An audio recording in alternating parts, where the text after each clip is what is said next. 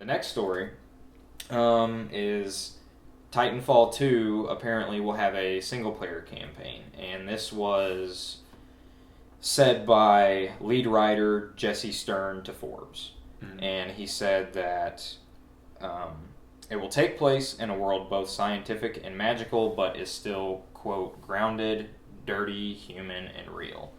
And along with this news, they're also coming out and saying that it's going to have an expected 2017 release. Mm-hmm. So, did you play Titanfall? I mean, a couple times, but okay. I didn't own it. So, what do you think about this news as a non-Titanfall guy, really?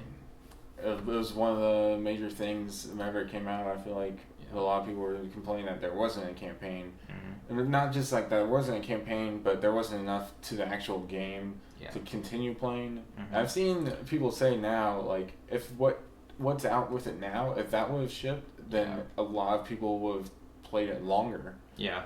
Yeah, it's a really solid game. Yeah, now, like some people I see saying that it's like the best FPS they've played in forever. Well, it has rock solid mechanics. Yeah. So and then with isn't there like a lot of like little like lore pieces? There's a lot of lore, and what's interesting is before Titanfall 1 came out, mm-hmm. they came out with a more or less like a Titanfall encyclopedia and like described like creatures and whatnot in the game and like gave lore and stuff.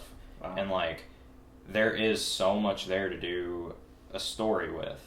The one thing that concerns me, and I was one of the guys that pushed and said in Titanfall 2 they better have a single player campaign. Mm. And I'm very glad that they are now. The one thing that concerns me about it though is I hope that they don't take too much energy and too much dev time and resources and, I hope that doesn't affect the multiplayer in a negative way. I don't think it really will, because with the first one, it was their first game mm-hmm. for Respawn Entertainment, right?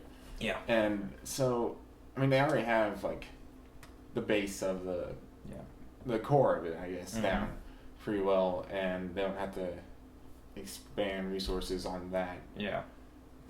Yeah, I mean, like I say, I'm really excited. I think they could really do a good story, something different than other military shooters right now. But that's really the only concern I have.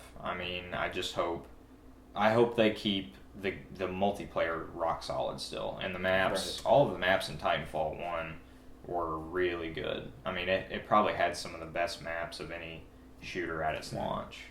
Aren't they making a TV show for it too? They are making a TV show. Now, I haven't really looked in too much onto that, but I do know the writer for it is the same guy who wrote Modern Warfare 2 and Battlefield 4, and he also did a movie before that, I'm pretty sure.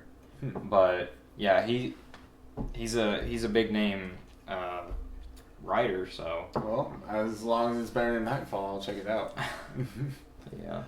So hopefully Titanfall 2 is gonna have a really good campaign. Right.